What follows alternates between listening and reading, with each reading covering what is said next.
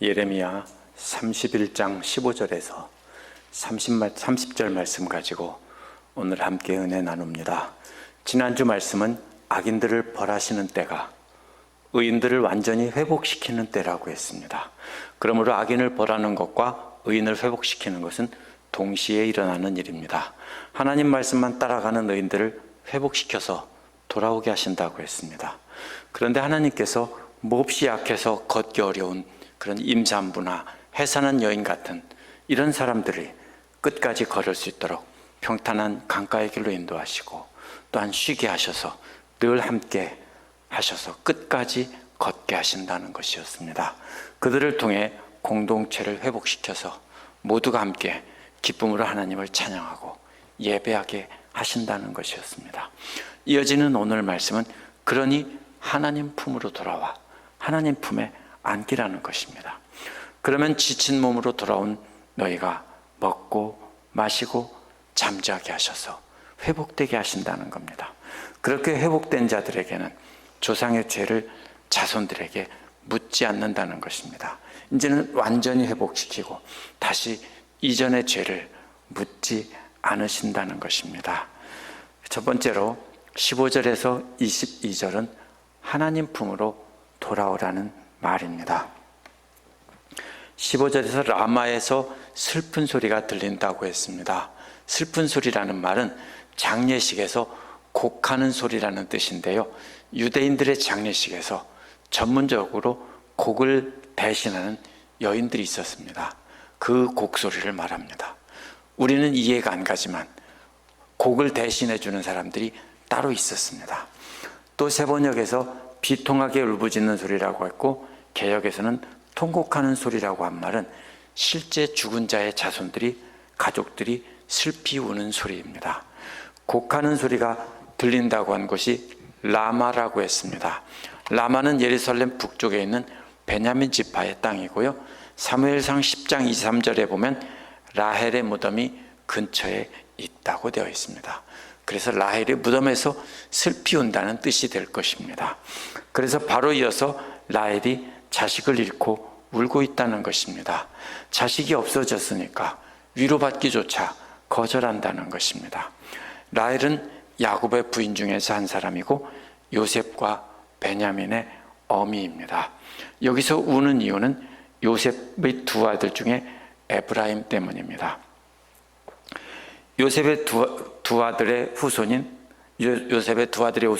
에브라임 지파와 므낫세 지파가 북왕국의 대부분을 차지했기 때문에 라헬이 운다고 한 겁니다. 그 중에서도 대표가 되는 에브라임 때문에 운다는 것입니다. 16, 17절은 라헬의 울음에 대한 하나님의 응답입니다.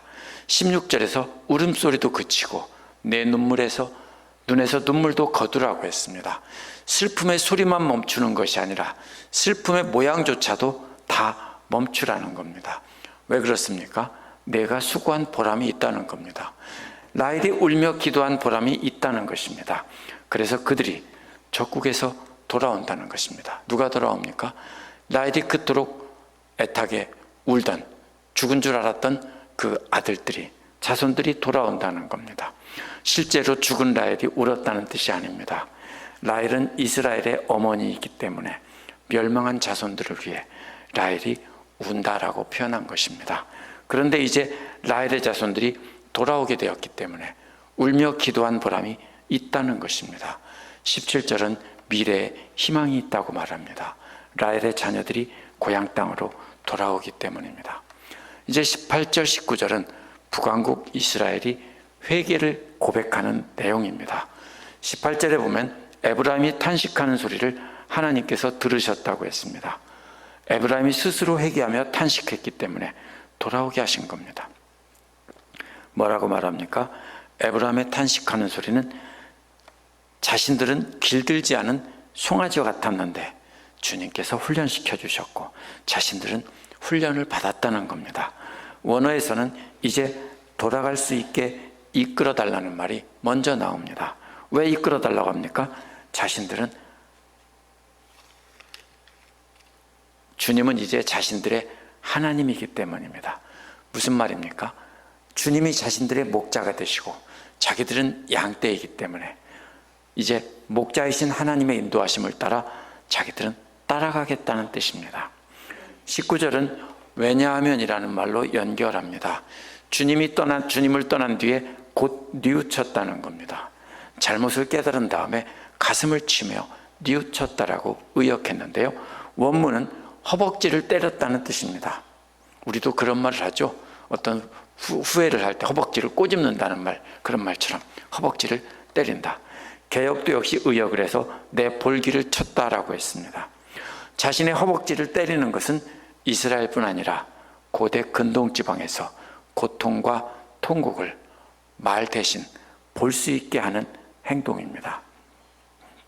아마 긴 옷이 있으니까 자기 허벅지를 걷어치고 자기가 자기 허벅지를 때리는 거겠죠. 그래서 또 젊은 시절에 허물 때문에 저는 수치와 수모를 겪어야 했습니다라고 했습니다. 스스로 고통과 눈물을 흘렸을 뿐만 아니라 다른 사람들에게도 수치와 수모를 통해 분명히 깨달았다는 것입니다. 20절은 이러한 에브라임의 진실된 회개의 고백에 대해 여호와의 응답입니다. 에브라임은 나의 가장 귀한 아들이 아니냐, 또한 내가 가장 사랑하는 자식이 아니냐는 겁니다. 그를 책망할 때마다 분명히 그를 기억한다는 것입니다. 부모가 사랑하는 자식을 책망할 때 그냥 책망하지 않겠죠. 안타까운 마음으로 기억하며 책망하겠죠. 그 결과 나의 심장이 그를 간절히 그리워한다는 것입니다.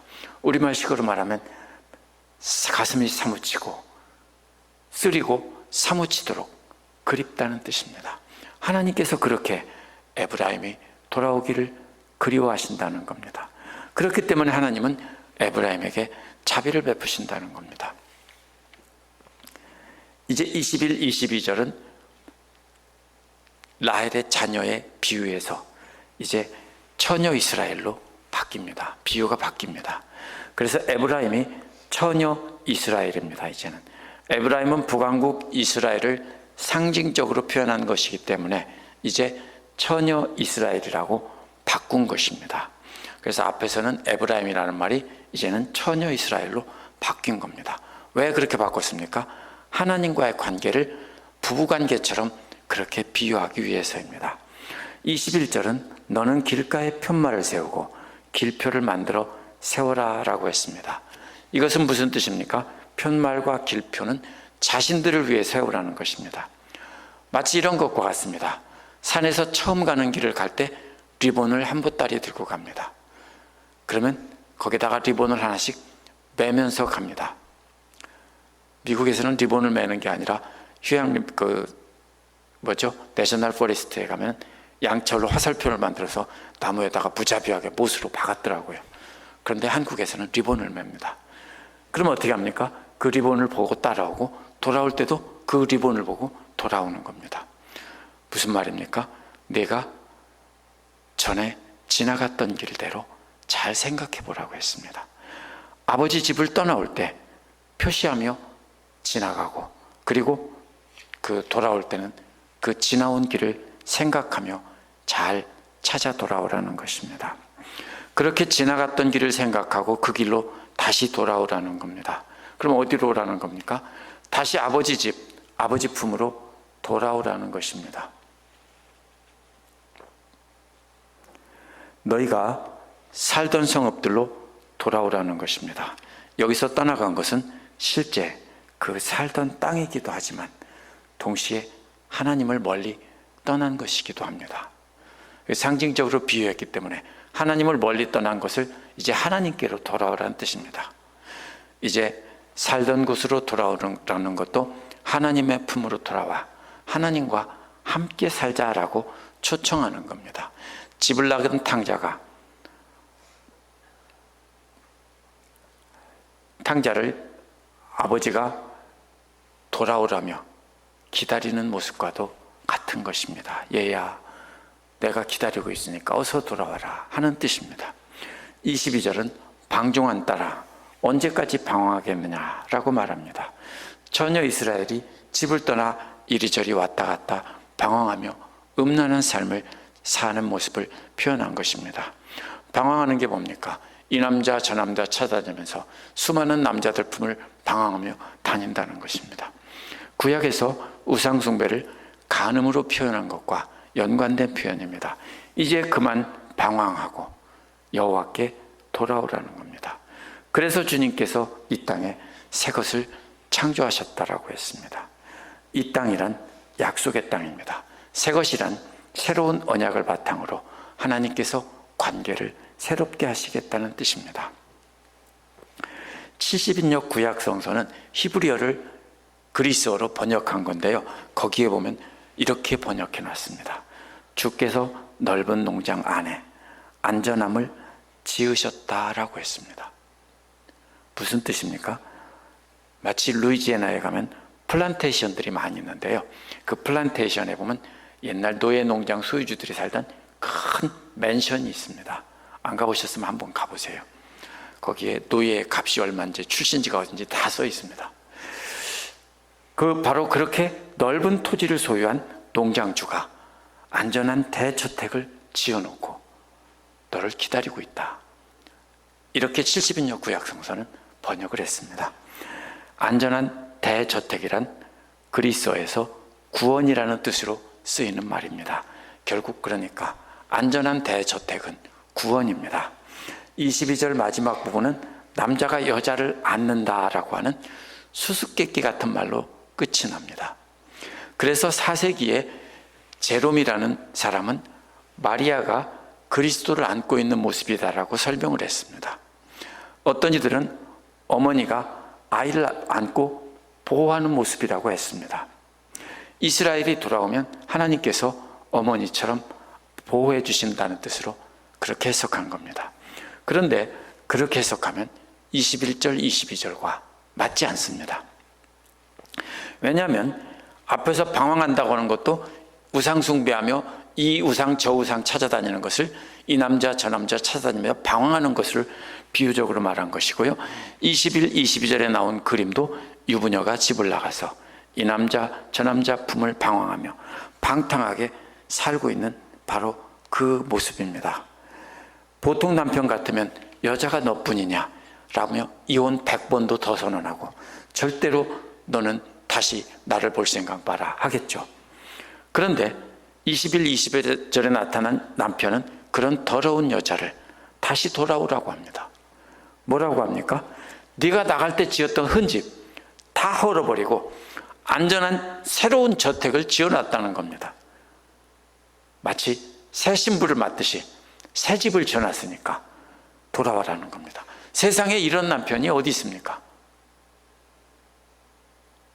집 나가서 바람이 나서 방황하는 아내를 돌아오라고 새 집 지어놓고 내가 집 대저택을 새로 지어놨으니까 너 이제 돌아와라 라고 부른다는 뜻입니다. 이런 남편이 어디 있습니까? 바람나서 집을 나가 난잡한 삶을 살고 있는 아내에게 아내를 위해 새 집을 지어놓고 돌아오라고 할 남편이 세상에 어디 있습니까? 그분이 누구입니까? 여호와 하나님이십니다. 22절 끝부분에서는 여자는 이스라엘을 의인화한 것입니다. 남자는 여호와 하나님을 의인화한 것으로 해석해야 합니다. 음란한 여인과 같은 이스라엘이 다시 한없이 용서하고 사랑해 주시는 남편과 같은 여호와 하나님을 만나는 장면으로 해석해야 수수께끼가 풀립니다. 그것은 곧 여자가 남자를 안는 것이다. 이 말은요, 방탕한 여인과 같은 이스라엘이 남편인 여호와께서 집을 새로 지어놓고 돌아오라고 하니까 감격해서 회개하고 돌아와 그 품에 안기는 장면입니다. 그래서 여기 보면 여자가 남자를 안는 것과 안는 것이다 라고 했습니다. 이렇게 본문의 문맥에 따라 의미를 정확하게 이해한 뒤에 오늘날 우리에게 적용해야 맞습니다. 이것을 정확하게 해석하지 않은 채 그걸 뭡니까? 하나님과 교회의 관계다 이런 식으로 해석하면요, 우리는 중요한 그림을 놓치는 겁니다. 그러한 해석의 과정이 없이 오늘날 상황에 맞춰 하나님께서 교회를 끌어안고 있는 모습이다 이렇게 두리뭉실하게 해석하면 본래의 그림을 건너뛰게 됩니다. 본래의 그림은 성경에서 말하는 그림은 호세아가 음란한 아내 고멜을 끊임없이 용서해서 또 받아주고 또 받아주는 것과 같은 그림입니다. 그것도 새 집 지어놓고 어서 와라 라고 기다리는 그림입니다. 이 그림을 통해서 하나님의 한결같은 사랑을 이해한 후에 오늘날 우리 각자에게 적용해야 순서가 맞습니다.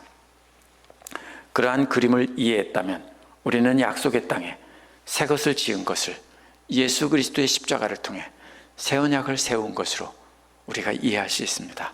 이제 그리스도를 머리로 해서 몸된 교회를 새롭게 지으신 것으로 이해할 수 있습니다. 그것이 새 집이라고 생각합니다. 그 집은 하나님의 집이고 성령님께서 거하시는 전입니다. 70인역 구약성서에서 안전한 곳을 앞에서는 안전한 저택이라고 설명했는데 신약성서에서는 구원이라는 말로 쓰인 말입니다. 바로 그 저택은 바로 구원입니다. 23절에서 26절은 먹고 마시고 단잠자게 해서 회복시키십니다. 이제 그렇게 돌아온 아내를 끌어안고 만났으면 그 다음에 뭘 해야 됩니까? 그 아내는 목이 마르고 굶주리고 잠도 제대로 못 자서 죽게 생겼습니다. 그래서 뭐라고 합니까?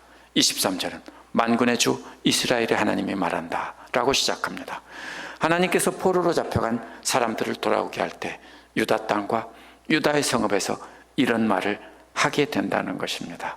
그것은 너여 정의의 보금자리 거룩한 산이여 주님의 복을 받아라 라는 것입니다. 정의의 보금자리라는 말은 무죄를 선고하는 법정이라는 것입니다. 이제 돌아올 방탕한 아내와 같은 이스라엘을 향해서 뭐라고 합니까? 너는 무죄야. 혹시 그런 게 있어요?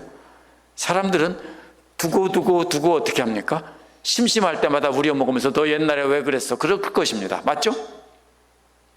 머리 살짝 건들면서 뭐라고 하겠죠. 계속 술만 먹으면 그러겠죠. 안 그러겠습니까? 예, 바로. 그런데 여기서는 무죄를 선고하는 법정이라는 겁니다. 정의의 보금자리. 이제 무죄야. 네가 돌아와서 살 곳은 무죄를 선고하는 곳이야.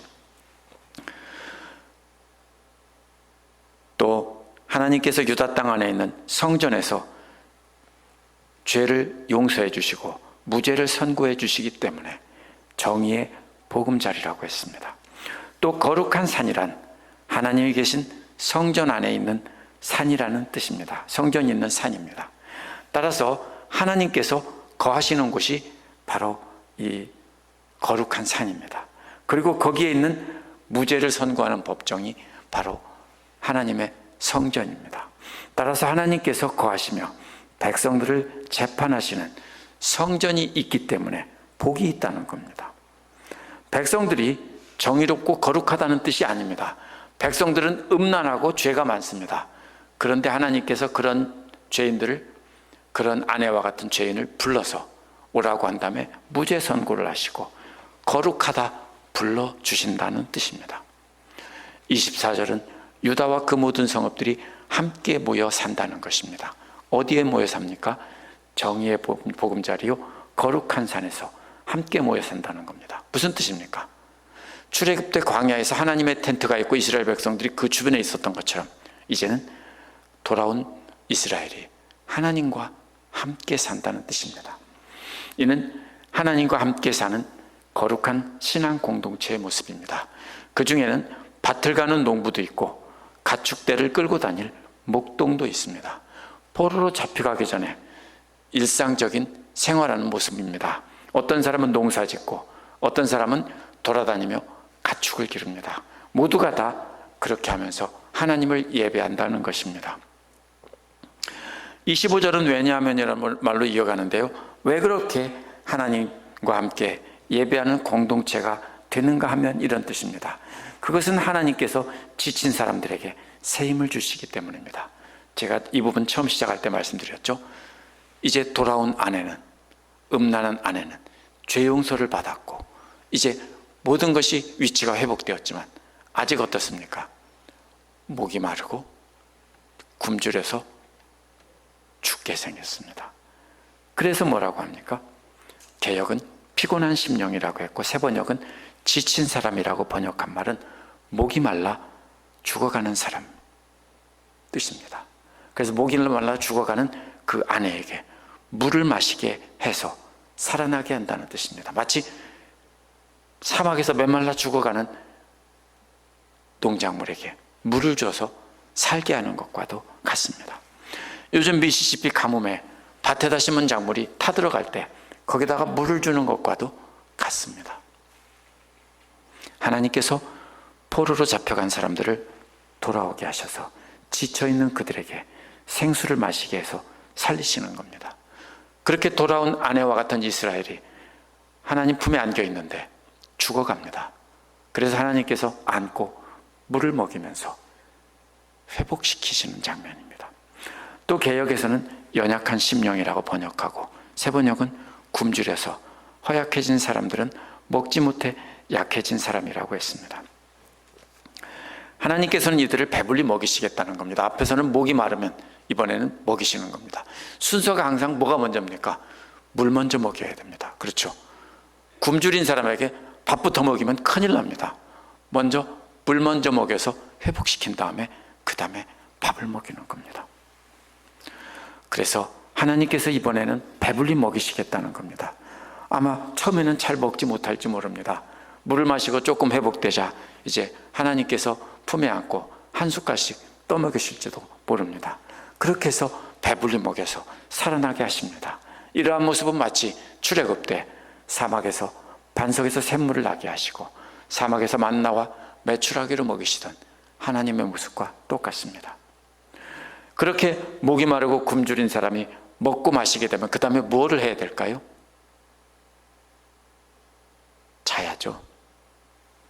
그래서 잠을 자는 것입니다. 그래서 뭐라고 말합니까? 그때에 백성은 잠에서 깨어 나 눈을 떠보니 나에게는 아주 단잠이었다라고 말할 것이라는 겁니다. 하나님 품 안에서 마시고 배불리 먹은 다음에 잠이 들었습니다. 깨고 나니까 아주 단잠이었다는 겁니다. 그래서 하나님께 돌아온 음탕한 아내와 같은 이스라엘을 이렇게 목마르고 굶주린 사람을 먹고 마시게 하고 재우셔서 꿀잠을 자게 하신 다음에 회복시키는 장면입니다. 하나님께서는 그렇게 지치고 약해진 채 돌아온 하나님의 백성들을 회복시키신다는 겁니다. 이제 27절에서 30절은 조상들의 죄를 자손들에게 물리지 않는다는 겁니다. 27절은 원문에서 보라라는 말로 이어집니다. 앞에서는 남은 자들을 회복시키신다는 내용이 나왔는데 이제 잘 보라는 겁니다. 그날이 이르면 하나님께서 이스라엘 집과 유다 집에 사람과 짐승의 씨를 뿌리는 것을 잘 보라는 것입니다. 마치 완전히 다 망가진 잔디밭에 남은 잔디들을 잘 보존하고 거기서 씨를 받아서 씨를 뿌리는 모습과도 같습니다. 잔디밭이 다 타 죽었습니다. 근데 일부가 남았죠. 거기서 씨를 받습니다. 그 씨를 받은 걸 가지고 다시 뿌립니다. 뭘 기대하면서요? 잔디밭 전체에 가득 자랄 것을 기대하면서. 하나님께서 돌아온 백성들은 아주 소수입니다. 약하고 적은 숫자입니다. 그래서 그들을 이사야에서는 뭐라고 하냐면 남은 자라는 표현을 씁니다. 그 남은 자들을 통해서 다시 번성하게 하는 것입니다. 혹시 농작물을 심었는데 그것이 다 죽었다면 어떻게 하겠습니까? 제 아내가 모이를 심었는데 다 죽었습니다. 근데 다른 집사님에게 준 것이 씨가 남아 있어서 다시 받아다가 그것을 또 심었습니다. 그런 것과 같습니다. 그게 남은 자입니다. 그렇게 해서 가득 찼는데 또 말라 죽었습니다. 조금 남겨놨습니다. 다시 그것을 돌보고 있습니다. 어떻게 해서요? 그럼 그것을 씨를 받아서 번성하면은 자꾸 옮겨 심어서 넓게 퍼뜨리려는 겁니다. 바로 그런 뜻입니다. 완전히 망해서 폐허가 되고 사람도 짐승도 살지 않는 곳에 돌아온 하나님의 백성들은 이제 그들을 통해서 씨를 받아치고 뿌려져서 짐승과 사람이 그래서 가득 차게 된다는 것입니다. 그것을 씨를 뿌리는 것으로 비유했습니다. 먼저 먹고 마시고 잠을 자게 해서 회복됐다면 그 다음에는 그들에게 뭐를 받아서요? 씨를 받아서 뿌려야 되는 것이지요. 그래서 돌아온 이스라엘에게서 씨를 받아서 뿌려서 이제는 그 땅에 사람과 동물들이 가득 차게 되는 것입니다. 28절은 하나님께서는 과거에는 완전히 파괴하기 위해서 감시하셨는데 이제는 회복시키기 위해서 감시한다는 내용입니다.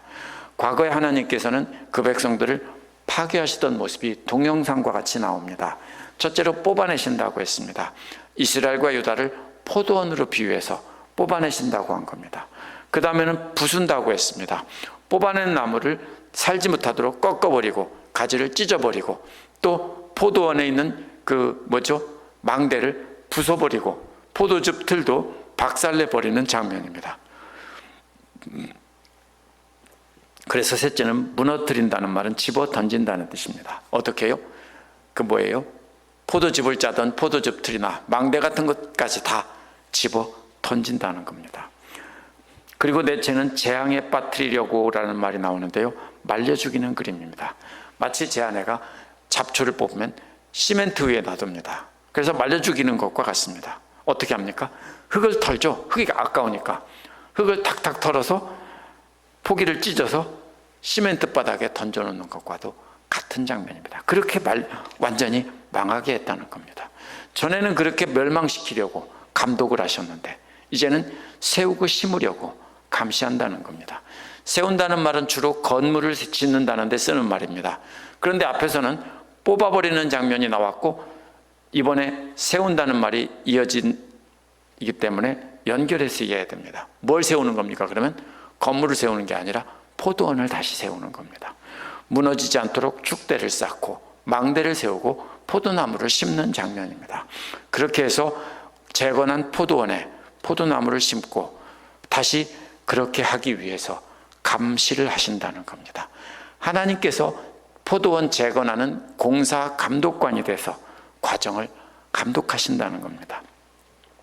29절은 그때가 되면 사람들이 더 이상 아버지가 신포도를 먹었기 때문에 자식들이 이가 시리게 되었다는 말을 하지 않을 것이라고 했습니다.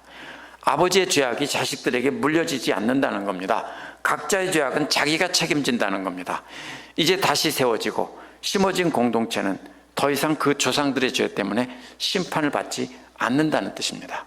이제 새로운 공동체는 그들의 죄악으로 심판을 받게 되는 것이고 그들의 순종으로 복을 받게 되는 것입니다. 30절은 그래서 오직 각자 자기 죄악 때문에 죽을 것이라고 한 것입니다. 신포도를 먹은 그 사람만이 이가 실 것이라는 것입니다. 조상들의 죄를 더 이상 자손들에게 묻지 않는다는 겁니다. 이제 그 자손들이 이가 실이면 그것은 바로 자손들 너희들의 죄다라는 것입니다. 이처럼 책임은 각자가 지는 것이고 하나님께서는 대대로 그 죄의 책임을 묻지 않는다는 겁니다. 만약 조상들이 하나님께 진 죄의 빚을 자손들이 계속 상속을 받으며 죄의 값을 물어야 된다면 돌아온 백성들은 아무 희망이 없습니다. 만약 방탕하게 나가서 돌아다니다가 돌아온 아내를 다시 맞아주고 다시 살려놨는데 틈만 나면 과거의 죄를 계속 되뇌이면서 그 책임을 묻는다면 어떻게 하겠습니까? 도로 나가겠죠. 안 그렇습니까? 그래서 하나님께서는 죄의 빚을 완전히 없애주고 절대로 상속시키지 않는다는 겁니다. 이제는 새 출발할 수 있게 했습니다. 그래서 하나님께서 포도원을 건설하시고 심으신 뒤에 바로 그 조상들의 포도나무들의 죄악을 다시 새로 세운 나무들에게 심판하지 않는다는 겁니다. 분명히 죄악에 대한 단절을 선언하셨습니다. 부모 세대의 죄악은 거기서 끝났고 이제 돌아온 너희들은 완전히 새 출발이다 라는 것입니다. 미국 사람 중에 메릴린 히키라는 여자가 쓴 책 중에도 Breaking Generations Curse라는 책이 있고요. 한국의 이은호 목사님이 쓴 가게 흐르는 저주를 끊으라는 책이 있습니다. 한동안 유행했는데요. 이 책이 부모의 죄가 자손들에게 계속 이어진다라고 말합니다. 뭐가 잘못됐습니까? 자신들이 관찰한 현상과 생각을 가지고 성경을 꿰어 맞춘 겁니다. 성경에서 찾아낸 게 아니라 자기들이 보니까 가게를 보니까 계속 나쁜 일을 하는 것이 계속 대물림되니까 가계의 저주가 계속 이어진다라며 그것을 성경을 가지고 해석을 하고 설명한 겁니다. 그러나 그렇게 하면 안 됩니다. 성경을 가지고 해석한 뒤에 거기서 답을 찾아내야 됩니다. 오늘 말씀에서는 분명히 죄의 빚을 자손들에게 물리지 않는다고 했기 때문에 절대로 저주가 아닙니다. 그것은 저주가 아니라 보고 배운 대로 하는 겁니다. 부모가 늘 싸우는 것을 보고 자라면 자신은 그렇게 안 한다고 하는데 크면 그렇게 합니다. 부모가 맨날 노름하고 집안 다 날린 사람들은요, 우리는 그렇게 하지 말자 했고 나중에 또 하죠. 부모가 다른 부인을 두거나 딴 남자 만나서 이혼하고 파산해버린 가정이 있었다면 자녀들도 그렇게 살 가능성이 많습니다. 왜요? 보고 배운 게 그것뿐이기 때문이지 그것이 하나님의 저주가 아닙니다. 그것은 저주가 아니라 부모에게 배운 겁니다. 성경은 절대로 죄의 책임을 우리에게 묻지 않습니다. 그래, 오늘 말씀은 하나님께서 아름답게 회복시키는 그림입니다. 음란한 여인을 위해서 방주를 짓듯 집을 짓듯 헌집 헐고 새집 지어놓고서 오라고 부르고 안아주시고 마시게 하고 먹이게 하고 품에서 재우셔서 회복시키며 생명을 회복시키는 겁니다. 무슨 뜻입니까? 이것은 오늘날 우리에게 이렇게 적용할 수 있습니다. 영적으로 목이 마르고 배고파 죽어가던 우리가 예수님께 돌아오니까 예수님께서 솟아나는 생명의 샘물을 마시게 하시고 또한 생명의 야식을 먹게 합니다. 그리고 잠을 통해 회복하게 합니다. 잠을 뭐라고 비유할 수 있을까요? 안식입니다. 예배를 통해서 하나님과의 교제를 통해서 예배를 통해서 회복되는 것입니다. 이렇게 해서 우리가 예수를 믿고 성령 받고 하나님 말씀 배우며 하나님을 예배하는 중에 안식을 통해서 회복되어야 될 것은 하나님과의 관계 회복입니다. 이렇게 해서 우리가 회복되었을 때 다시 우리가 과거의 죄를 또다시 묻는다면 의미가 없습니다. 완전히 끊어졌고 우리는 새로운 사람이 되었습니다. 따라서 이전의 죄에 대한 두려움을 갖지 마시고 그것은 하나님의 사랑을 거부하는 것입니다. 그러한 사랑을 주신 우리 하나님만 절대적으로 신뢰하는 삶을 살아야 합니다. 기도하겠습니다.